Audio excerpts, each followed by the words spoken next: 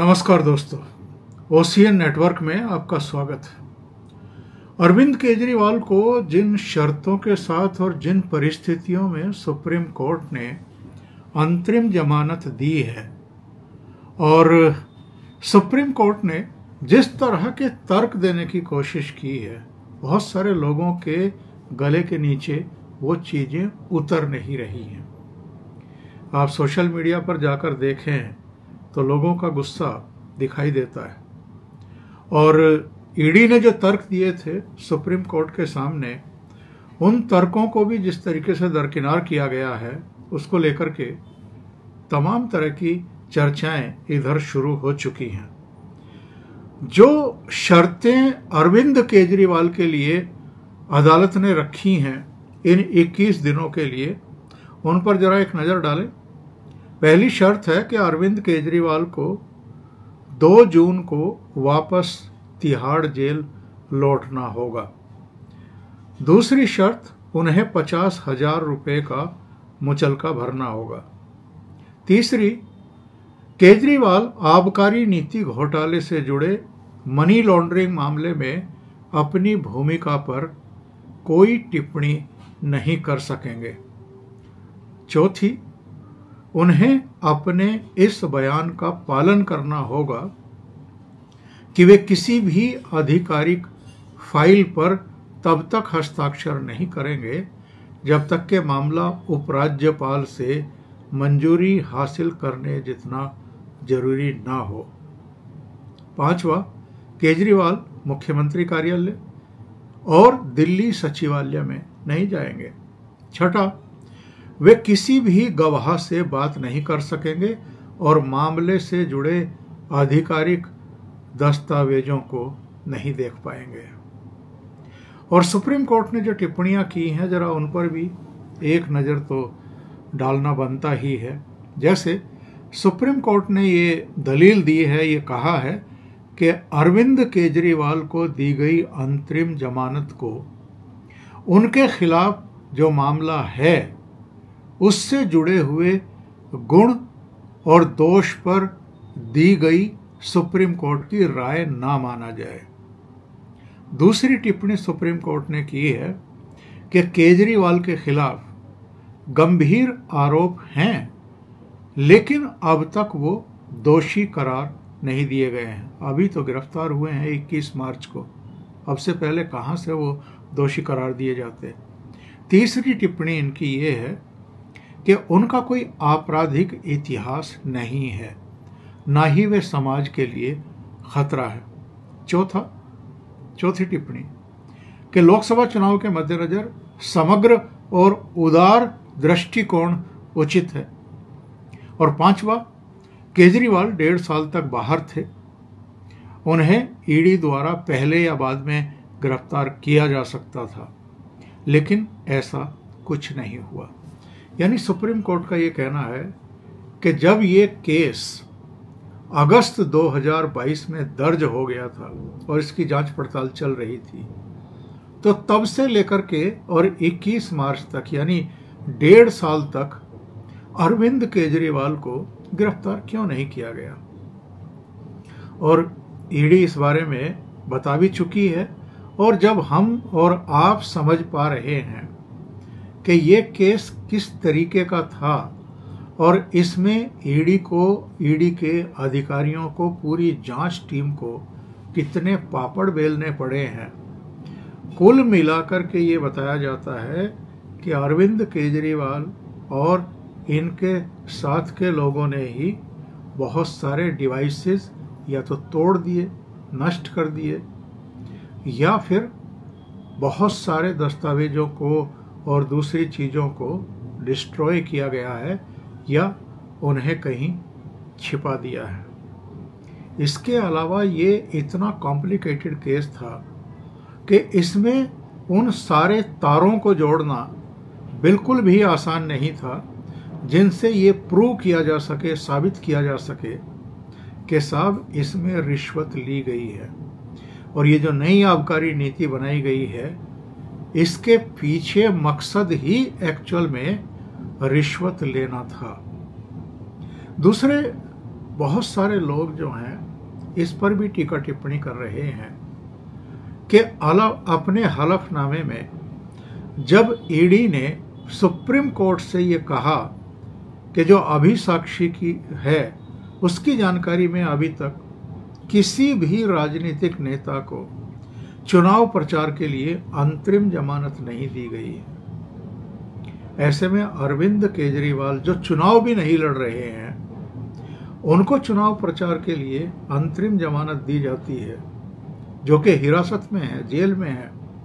तो इससे बहुत एक गलत परंपरा जो है वो शुरू हो जाएगी। और जाहिर सी बात है, जब उम्मीदवार नहीं होने के बावजूद सिर्फ चुनाव प्रचार के लिए अरविंद केजरीवाल अंतरिम जमानत की मांग कर सकते हैं, तो ऐसे में तो बहुत सारे नेता हैं और उनमें कुछ उम्मीदवार भी हैं। ऐसे में अरविंद केजरीवाल की अंतरिम जमानत ग्रांट कर देना, तो ये एक बहुत बड़ा धर्म संकट खुद सुप्रीम कोर्ट जो है वो खड़ा करने जा रहा है। अब झारखंड के मुख्यमंत्री हेमंत सोरेन, उनके खिलाफ भी जमीन घोटाले और मनी लॉन्ड्रिंग में जांच चल रही है। ईडी ने 31 जनवरी 2024 को उन्हें गिरफ्तार किया था। गिरफ्तारी से पहले उन्होंने मुख्यमंत्री का पद भी छोड़ दिया था, झारखंड के मुख्यमंत्री थे वो। 2 फरवरी को उन्होंने अपनी गिरफ्तारी को गलत बताते हुए हाई कोर्ट में याचिका दाखिल की थी और हाई कोर्ट ने उनकी याचिका खारिज कर दी। और अरविंद केजरीवाल भी तो सुप्रीम कोर्ट से पहले दिल्ली हाई कोर्ट गए थे। इन्होंने भी अपनी गिरफ्तारी को अवैध बताते हुए उसको चुनौती दी थी, लेकिन दिल्ली हाई कोर्ट ने भी इनकी याचिका खारिज कर दी थी। उसी के बाद ये सुप्रीम कोर्ट आए हैं। तो अरविंद केजरीवाल को अंतरिम जमानत का हवाला देकर के क्या अब हेमंत सोरेन, क्योंकि चुनाव तो वहाँ भी हो रहा है, झारखंड में भी लोकसभा का चुनाव तो पूरे देश में हो रहा है, तो क्या हेमंत सोरेन अब अदालत से नहीं कहेंगे कि आपने अगर चुनाव प्रचार के लिए अरविंद केजरीवाल को अंतरिम जमानत दे दी है तो मेरा भी हक बनता है। इसके अलावा मनीष सिसोदिया जो इनके डिप्टी चीफ मिनिस्टर थे, अगर न्याय में समानता का ही सिद्धांत काम करता है तो वो भी तर्क दे सकते हैं आकर के कि साहब मुझे भी अंतरिम जमानत दीजिए, मुझे भी चुनाव प्रचार करना है। ठीक है, जमानत देना जो है वो अदालत का विशेषाधिकार है और वो कई मामलों में कई तथ्यों को देखते हुए जमानत का फैसला करती है, अंतरिम जमानत का फैसला करती है। और किन धाराओं में कोई अभियुक्त बंद है और उस पर कितने गंभीर आरोप हैं, ये भी देखना होता है अदालतों को। तो अरविंद केजरीवाल पर जो धाराएं लगाई गई हैं, पीएमएलए एक्ट है, इसमें तो आसानी से वैसे ही किसी को जमानत नहीं मिलती है और इनको तो अभी 21 मार्च को ही गिरफ्तार किया गया था। और क्यों गिरफ्तार किया गया था ये मैं अपने पहले वीडियो में बता भी चुका हूँ। इनको ईडी ने पहला सम्मन अक्टूबर 2023 के अंतिम सप्ताह में भेजा था, 2 या 3 नवंबर को उपस्थित होने के लिए। ये नहीं गए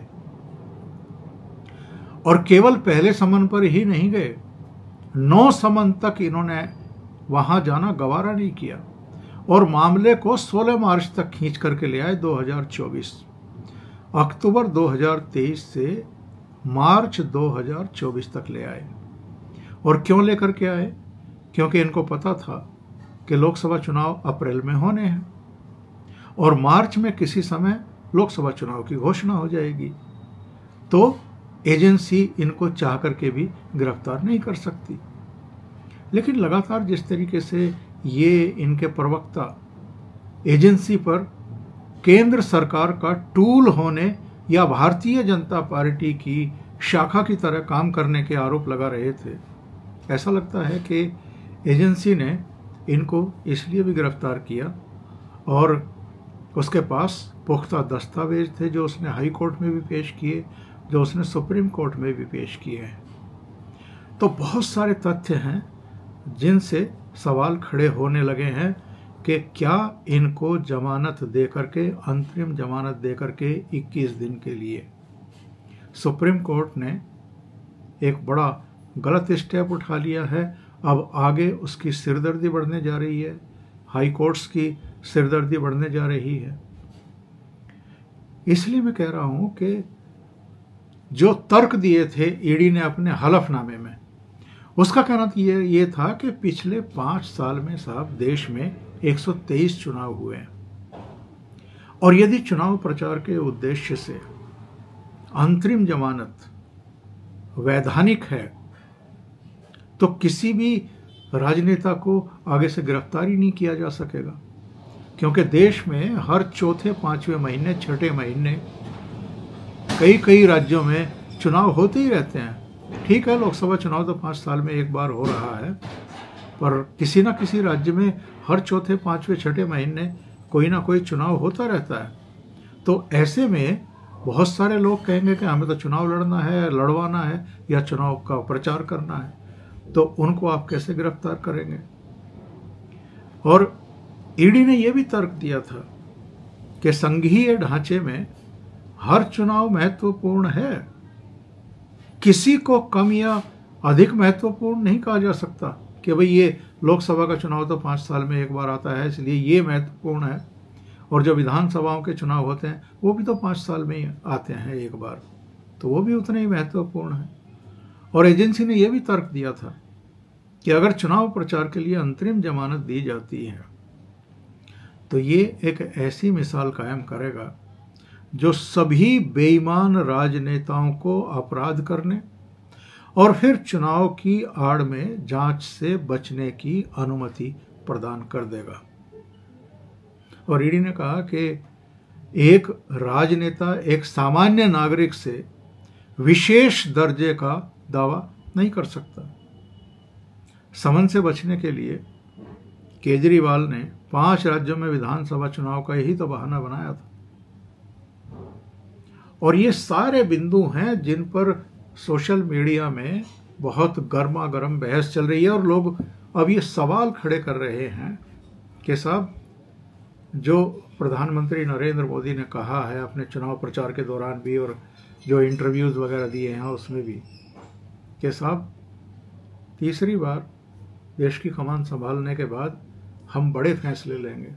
तो लोगों का सुझाव है कि भाई न्यायिक सुधार की तरफ आप सबसे पहले कदम उठाइए, वरना ये चीज़ें जारी रहेंगी और इन पर अंकुश नहीं लग पाएगा।